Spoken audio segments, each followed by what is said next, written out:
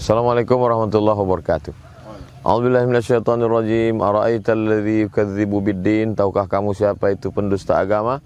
Fadzalikal ladzi yad'ul yatim. Itulah orang yang menyia-nyiakan, membiarkan anak yatim. Wala yahuddu 'ala ta'amil miskin. Tak peduli kepada makanan orang miskin.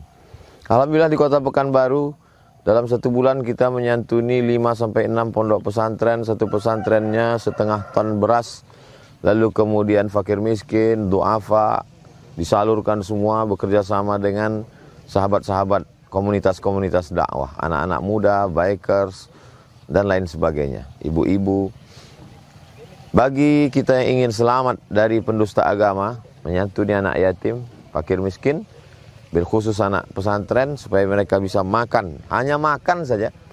Mari kita support program Yayasan Tabung Wakaf Umat dengan transfer ke Bank Riau Kepri Syariah. Nomornya 82021666662 atau BSI 10109666666 atas nama Yayasan Tabung Wakaf Umat. Jangan lupa sertakan kode transfernya 09 di akhir nominal transfer. Konfirmasinya 085265416060 atas nama admin yayasan. Berkah selalu. Assalamualaikum warahmatullahi wabarakatuh. Bismillahirrahmanirrahim. Assalamualaikum warahmatullahi wabarakatuh. Alhamdulillah wassalatu wassalamu ala Rasulillah Sayyidina wa Maulana Muhammad ibn Abdullah wa ala alihi wa sahbihi wa man tabi'ahu wa mawala. Yang saya hormati keluarga besar almarhumah Ibu Hajah Mainiar binti Awaludin, suami, anak cucu, saudara kandung, sahabat-sahabat, tetangga, guru-guru yang tak dapat saya sebut satu persatu. InsyaAllah kita semua dimuliakan Allah Subhanahu wa ta'ala. Amin ya rabbal alamin. Kita melaksanakan tradisi-tradisi ini, meneruskan yang sudah dilakukan nenek moyang kita tanpa pernah menanyakan dalilnya. Yang penting kita buat saja. Lalu kemudian sekarang pengajian-pengajian di TV, di YouTube, di internet mempermasalahkan amalan-amalan yang kita buat itu. Sehingga jamaah ini terbagi kepada 3 kelompok.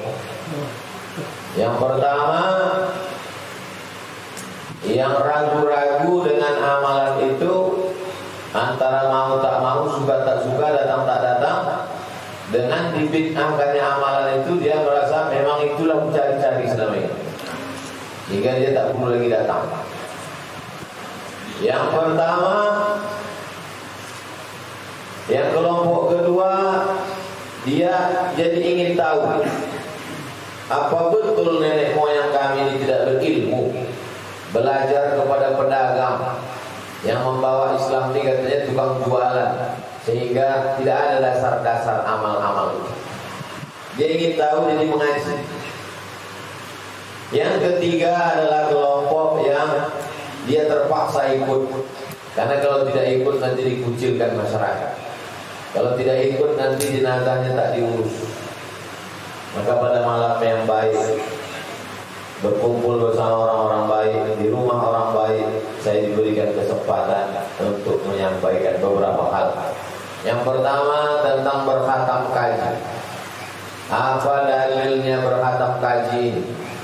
Apa pernah Nabi mengumpulkan istrinya Sayyidatuna Aisyah, anaknya Sayyidatuna Fatimah, cucunya Sayyidina Hasan Husain, lalu mereka menghatamkan Quran? Tak pernah. Tak ada satu hadis pun membuat seperti itu. Lalu apa dalilnya membaca Quran, menghatamkan Quran bersama-sama? Dalilnya hadis sahih perbuatan Anas bin Malik, sahabat Nabi. Wa kana Anas bin Malik idza khatimal Quran. Anas bin Malik kalau dia mengkhatamkan Al-Quran, jama'a ahlahu wa auladahu, dikumpulkannya anaknya dan istrinya, wa yad'u lahum, dan dia berdoa, mendoakan mereka berdoa. mengambil barokah Al-Quran. Itulah dalil mengkhatamkan Al-Quran yang kita laksanakan pada malam hari ini. Apakah orang di Saudi Arabia itu ada membuat majelis khatam Quran? Maka orang di Saudi Arabia membuat majelis khatam Quran, membacakan doa khatam Quran di dalam sholat tarawih. Nanti kalau ada orang mengatakan membaca doa khatam Quran itu bid'ah, kalau bid'ah berarti sesat, kalau sesat masuk neraka karena tak dibuat Nabi, dia sangka kita tak tahu, maka balikkan, maka masuk neraka lah imam Masjidil Haram, karena mereka membaca doa khatam Quran dalam sholat tarawih yang tak pernah dibuat Nabi Muhammad sallallahu alaihi wasallam. Sampai hari ini setiap ujung Ramadan membaca doa khatam Quran di Masjidil Haram dan di Masjid Nabawi. Kalau di dalam sholat tarawih boleh dibuat doa khatam Quran, maka di luar sholat dan tulang amat sangat boleh. Ini tentang majelis khatam Quran. Di bumi Melayu, laki-laki khatam Quran sebelum bersunat, sebelum berkhitan. Anak perempuan khatam Quran sebelum akad nikah. Pestanya 7 hari 7 malam. Malam merisik untuk tahu apakah dia sudah ada pasangan atau belum. Malam meminang untuk diikat. Setelah itu malam berinai, malam berkhatam kaji, malam akad, barulah malam acara walimah. 3 hari 3 malam, di total semua 7 hari 7 malam. Lembaga adat Melayu mesti meneruskan tradisi yang baik ini. Kebetulan Datuk Sri dari Lembaga Adat Melayu ada bersama kita malam ini. Karena banyak sekarang tradisi-tradisi yang tidak ada dalam Islam, tak juga ada dalam tradisi Melayu kita di bumi Lancang Kuning. Saya tengok yang sekarang-sekarang acara khatamnya tak ada, yang ada tinggal acara menangis mempelai perempuan minta izin ke mempelai ke orang tua. Itu pun tidak dia bercakap, pembawa acara itu bercakap, "Mama, sudah bukan namanya kan." Ada itu waktu mau berceluk-celuk cium itu, tanggal apa alis matur. Yang bercakap bukan anak itu, dan yang menyambut pun bukan pula emak itu. Entah majelis. Jadi saya rasanya lepas betul malam ini. Anak cucu ada, lembaga adat Melayu pun ada. Saya tidak mengejek lembaga adat Melayu karena saya dinobatkan menjadi datuk walaupun belum tua kali. Ini tentang tradisi khatam Quran. Lalu kemudian yang kedua adalah kenapa dibaca waktu duha itu bertakbir, la ilaha illallah wallahu akbar. Lama wahyu tak turun, sampai datang seorang perempuan namanya Khawlah, mengambil batang sapu, menarik bangkai anak anjing dari bawah tempat tidur di rumah Nabi. Tak berbau bangkai anak anjing itu karena di Arab suhunya panas. Lalu Nabi bertanya ke Jibril, "Jibril, kenapa lama wahyu tak turun?" Kata Jibril, "Karena ada bangkai anak anjing." Jadi kalau ada malam ini yang punya anjing herder, jadi sudah lama lah malaikat pembawa rahmat tak masuk, tapi malaikat maut masuk. Lalu kemudian bini Abu Lahab mengejek Nabi. Apa kata dia? "Wadda'aka rabbuka wa qalaka." Tuhanmu sudah meninggalkan engkau ya Muhammad. Maka dijawab Allah Ta'ala ucapannya itu, "Ma wadda'aka rabbuka wa ma qala." Saking senangnya hati Nabi karena wahyu itu turun, Nabi pun bertakbir, Allahu Akbar, kata Nabi. Itulah mengapa bertakbir sebelum membaca wadduha tadi. Nanti takutnya oma-oma, nenek-nenek ditanya sama cucu, kenapa tadi sebelum waktu hati kita bertakbir macam malam Idul Fitri? Dari atuk-atuk kita dulu dah begitu, jangan tanya. Banyak tanya ni masuk neraka kata Ustaz. Entah Ustaz mana, orang bilang Ustaz.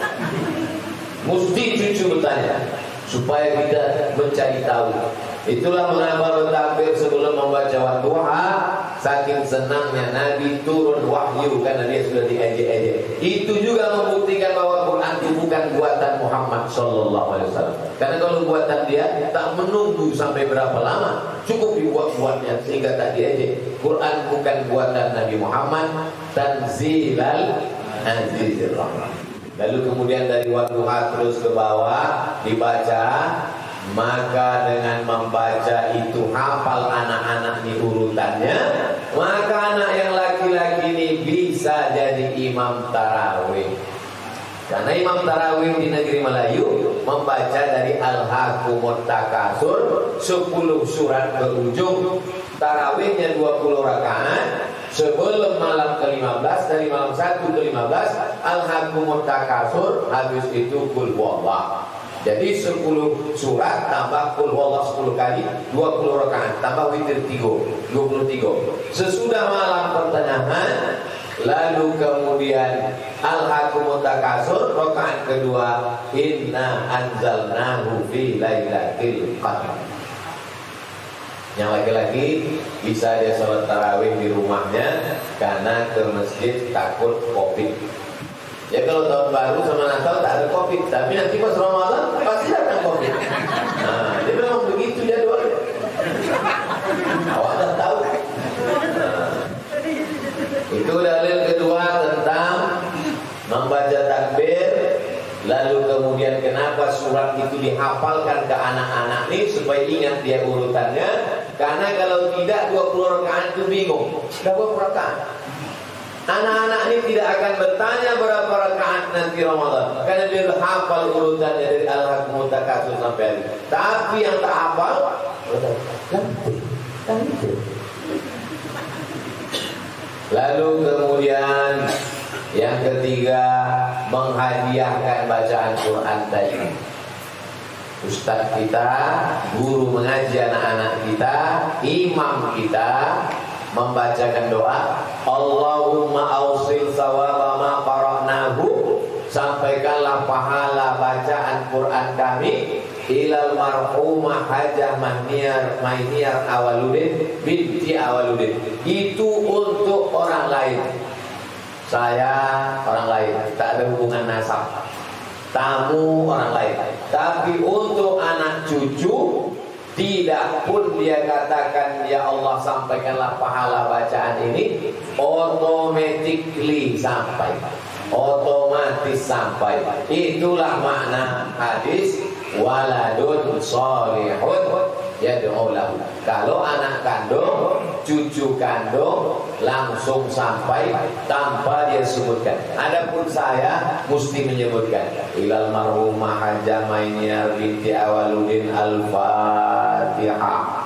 Bismillahirrahmanirrahim. Alhamdulillahirabbil alamin arrahmanir rahim maliki yaumiddin iyyaka na'budu wa iyyaka nasta'in ihdinas siratal mustaqim siratal ladzina an'amta 'alaihim ghairil maghdubi 'alaihim waladdallin. Amin. Baru sampai. Tapi kalau anak cucu maka tak perlu dia sebut ila arwahi Allahumma ausil sawaba ma qara'nahu pakai bahasa Arab. Kalau tak pakai bahasa Arab, pakai bahasa Indonesia pun boleh. Yang tak boleh itu sholat pakai bahasa Indonesia. Adapun doa maka boleh. Anak cucu yang tak bisa bahasa Arab, tapi cucu-cucu almarhumah bisa bahasa Arab karena sekolahnya di Ittihad Rumbai, di Muhammadiyah, di Sekolah Islam Global. Dari mana Ustaz tahu? Atuknya cerita. Tidak tahu. Nah, ini tentang pahala bacaan. Apa dalilnya pahala bacaan Quran ini sampai kepada almarhumah? Nabi waktu lewat di kubur di makam diambilnya pelepah korma, fasaqahu nisfaini, dibelahnya jadi dua, ditusukkannya ke kubur. Sahabat bertanya, kenapa kau tusukkan kubur ini ya Rasulullah? Kata Nabi, pelepah korma ini bertasbih. tasbihnya sampai. Hadis itu ada dalam Sahih Muslim. Kalau tak paham hadis jangan dipahami sendiri. Baca syarahnya. Syarah Sahih Muslim ini ditulis Imam Nawawi, meninggal tahun 676 Hijrah. Imam besar dalam mazhab Syafi'i. Kata Imam Nawawi, kalau tasbih pelepah kurma sampai, apalagi bacaan Quran orang beriman. Jadi kalau ada nanti orang mengatakan bacaan Quran tak sampai untuk orang meninggal, berarti kita ini dianggapnya lebih buruk daripada pelepah kurma. Sedang pelepah kurma sampai, pelepah salib kok sampai, pelepah kelapa kok sampai. Kenapa tak disebut? Banyak betul lah hadis itu kalau semua pelepah disebut. Cukuplah satu pelepah itu.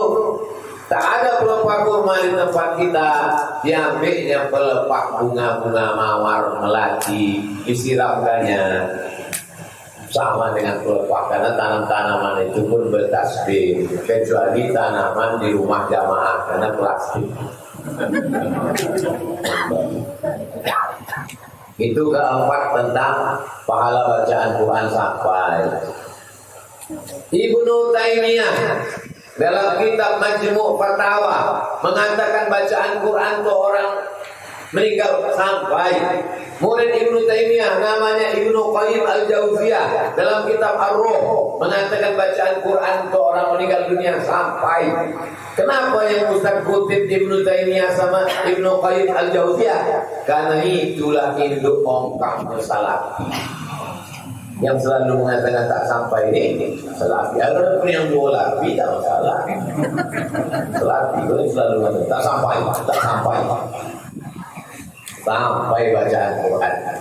Kata Abdullah bin Umar ini anak Umar bin Khattab, kalau aku nanti mati, bacakan pangkal Al-Baqarah di atas kuburku dan ujung Al-Baqarah. Pangkal Al-Baqarah alif lam mim sampai wa ulaika humul muflihun. Ujung Al-Baqarah lillahi ma fis samawati sampai ujung 3 ayat ujung. Apa kata Imam Nawawi dalam Al-Azkar? Wa in khatimul Qur'ana, kalau dikhatamkannya satu khatam, fa huwa hasanun, elok, rancak, mantap, the best. Yang paling elok sekhatam sendirian. Tak sanggup sekhatam sendirian, itulah malam ketiga ini bisa khatam. Namanya dikeroyok. Bahasa Arabnya namanya qiraatul idarah. Nanti kalau ada yang bertanya, cepat betul kalau malam ketiga udah khatam, kami bagi sejus-sejus. Apa namanya itu? Qiraatul idarah. Yang tak bisa mengingat isi ceramah saya ini, direkam, diupload di channel Yayasan Tabung Wakaf Umat. Tolong di subscribe, like, share, and comment. Semua hasilnya untuk anak fakir du'afa penghafal Quran di Palas sebelum TPU. Nama yayasannya YTWU. Jadi tulisannya di situ, singgahlah ke YTWU sebelum ke TPU. Nah, apa yang dilakukan malam ini? Sekhatam. Tapi nanti untuk berikutnya anak-anakku sekalian, bacalah sendiri-sendiri sekhatam. Niatkan untuk almarhumah nenek, kalian sampaikan, doakan. Kalau kalian doakan, otomatis sampai. Kalau tak sanggup sekhatam Quran, qalbul Quran, hatinya Quran, Yasin. Yasin tak sanggup, ummul Quran, induknya dari segala isi Quran, itulah dia Al-Fatihah. Saya tak sanggup baca Yasin karena kita sudah majelis khataman. Saya tak pula ikut dapat jatah sejus-sejus itu, maka saya bacakan tadi Al-Fatihah. Al-Fatihah juga sependek-pendek. Kalau Al-Fatihah tak juga sanggup, mati aja lah. Apalah guna kita kenal dengan almarhumah kalau mengirimkan Al-Fatihah pun tak mau. Ini poin yang keempat. Poin yang kelima, tentang malam pertama, malam kedua, malam ketiga, malam ke-7, malam ke-40. Riwayat dari tabi'in. Orang yang jumpa Nabi namanya sahabat. Yang tak jumpa Nabi tapi jumpa sahabat namanya tabi'in. Sahabat Nabi, bukan sahabat luas. Sahabat Nabi. Yang jumpa sama sahabat Nabi ini namanya tabi'in. Ada ulama tabi'in ini namanya Imam Atha. Kata Imam Atha, orang meninggal itu diuji di kuburnya 7 sampai 40. Satu riwayat mengatakan 7, satu riwayat mengatakan 40. Yustahabu an yutasaddaqa, dianjurkan bersedekah selama 7. Jadi nanti kalau ada yang membuat 7 malam, pilihnya riwayat 7. Kalau ada yang membuat 40 malam, dibuatnya 40. Ustaz Somad ada membuat 7, 40, 100, 1000. Tidak. Jadi gimana Ustaz buat? Udah 2 tahun mak saya meninggal, tiap bulan saya buat 200 paket sembako untuk pakai miskin. Beras 20 kilo, minyak sekilo, gula sekilo, susu saset, roti gabin, tambahan lupa apa-apa. Bagusnya dibagikan makanan.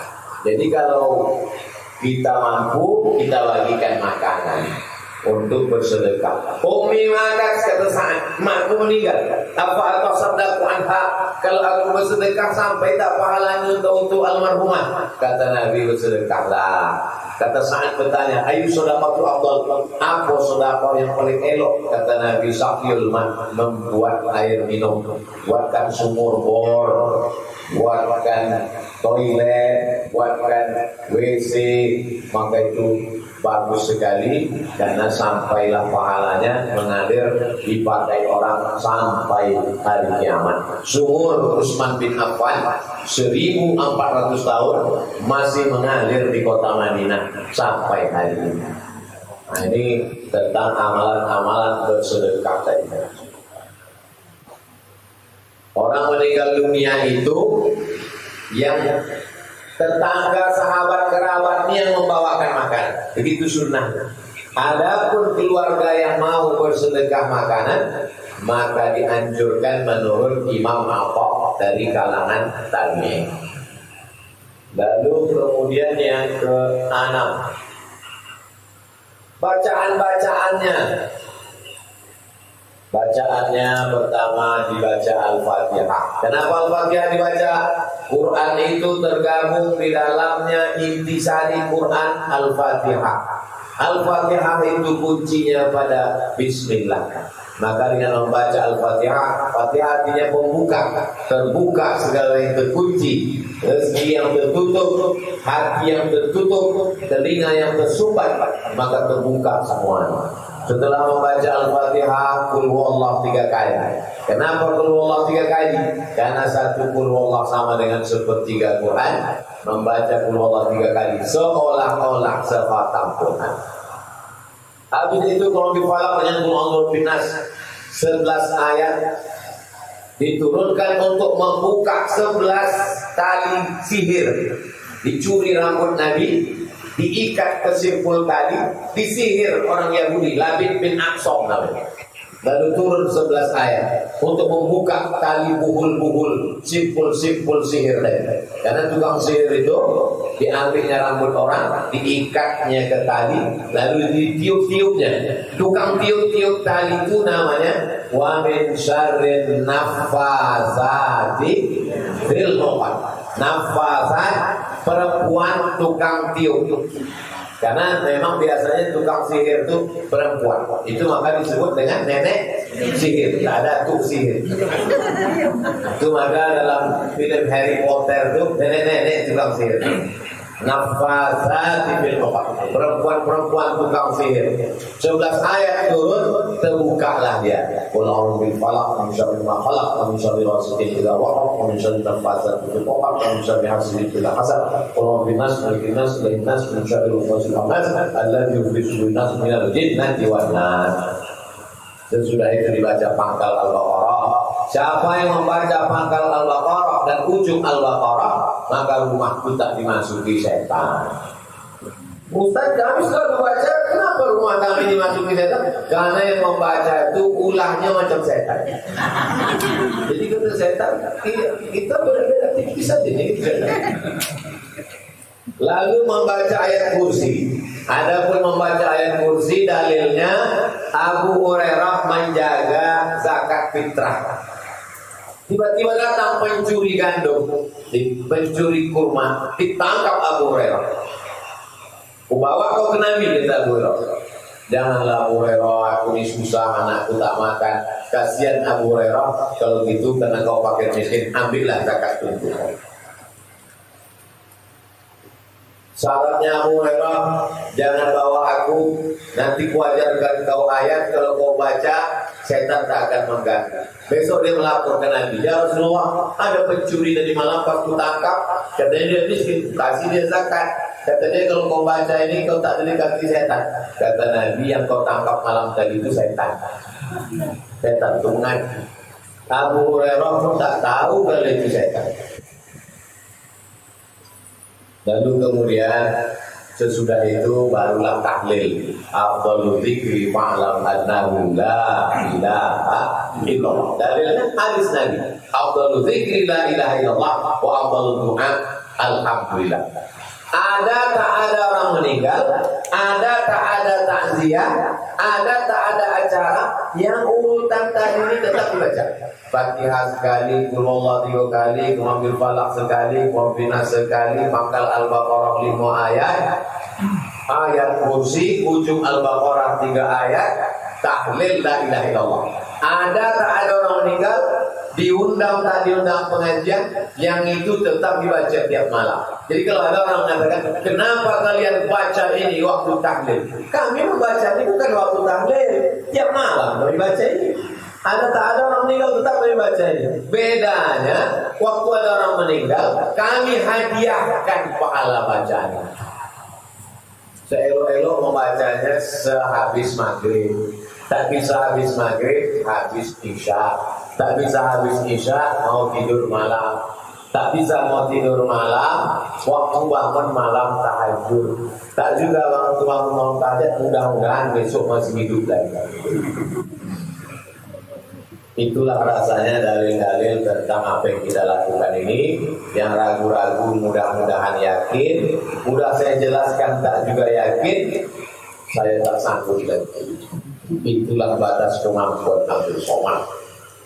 Adapun almarhumah Ibu Hajah Mainiar binti Awaludin, saya mengenal beliau dengan Pak Haji karena mereka ini kemana-mana berdua-dua, atau nampak Pak Haji, nampak Ibu. 4 tahun di pengajian Akramunas subuh Sabtu. Asal habis pengajian, nampak lupa bersalam.